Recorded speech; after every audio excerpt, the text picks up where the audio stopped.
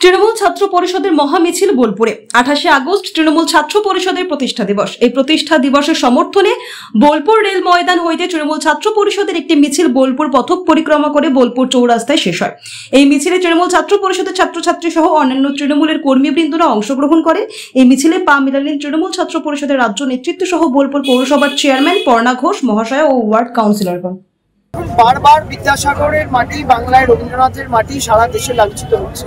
গত পরশুদিনও আমাদের দলের সাংসদ ঋতব্রত বন্দ্যোপাধ্যায় প্রশ্ন করেছিলেন পার্লামেন্টে যে রবীন্দ্রনাথের কবিতা উত্তরপ্রদেশের সিলেবাস থেকে বাদ দেওয়া হয়েছে, সে ব্যাপারে কেন্দ্রীয় সরকার কোনো সদুত্তর দিতে পারেনি। এখান থেকেই পরিষ্কার ওরা বাংলা বিরোধী।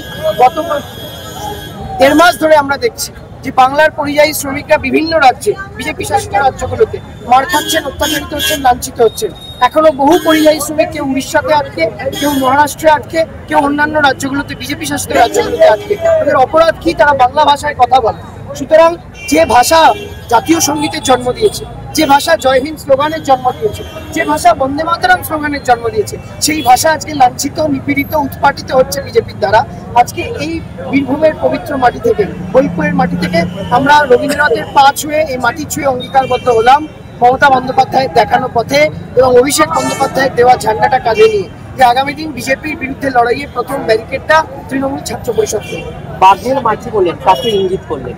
বাঘের মাটি বলে আমি ইঙ্গিত করলাম এই বীরভূম জেলার জেদি মানুষদের, যে জেদি মানুষরা বিজেপির রক্ত চোখকে উপেক্ষা করেও লোকসভা নির্বাচনে দুহাত ভরে আমাদের আশীর্বাদ করেছেন। আগামীতে বিধানসভা ভোটেও আমাদেরকে আশীর্বাদ করবেন। আমাদের জাতীয় পশু বাঘ, আর বাংলার এমব্লেম হচ্ছে বাঘ, রয়্যাল বেঙ্গল টাইগার। তো বাংলার মাটি বাঘের মাটি। দেখা গেল আপনি একটা কাট আউট নিয়ে হাঁটছিলেন, তাতে মমতা ব্যানার্জির ছবির নিচে রবীন্দ্রনাথ, তো বিষয়টা কি বলবেন? মমতা বন্দ্যোপাধ্যায়ের ছবির নিচে রবীন্দ্রনাথ, মমতা বন্দ্যোপাধ্যায় ছবিটা নিয়ে হাঁটছেন, সেইটা হচ্ছে তার কাট আউট।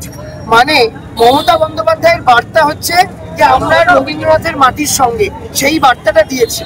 এখানে নিচে সবার ওপরে রবীন্দ্রনাথ, সবার ওপরে মাতঙ্গিনী, সবার ওপরে রানী রাসমণি।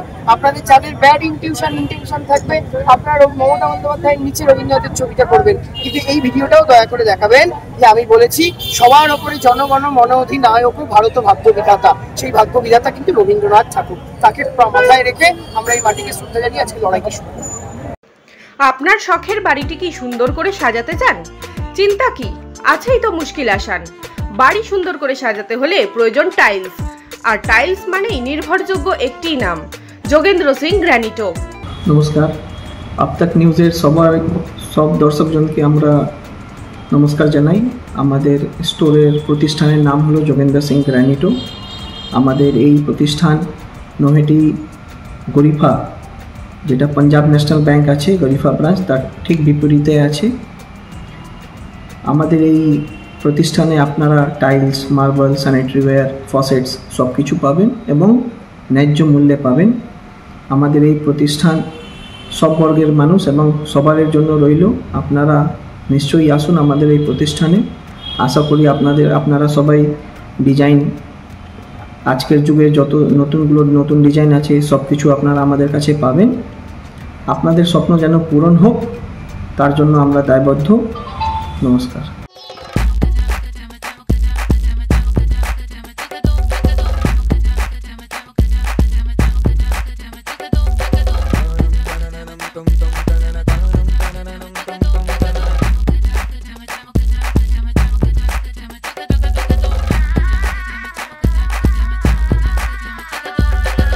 হোম অ্যাপ্লায়েন্সে যত জিনিস আছে সবই পাচ্ছেন খুবই কমের মধ্যে।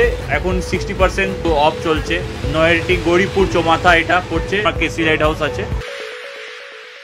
ট্রেডিশনাল হোক বা ট্রেন্ডি নারী, পুজো মানে প্রিয় গোপাল বিষয়ী। কলকাতায় আর জেলায় জেলায়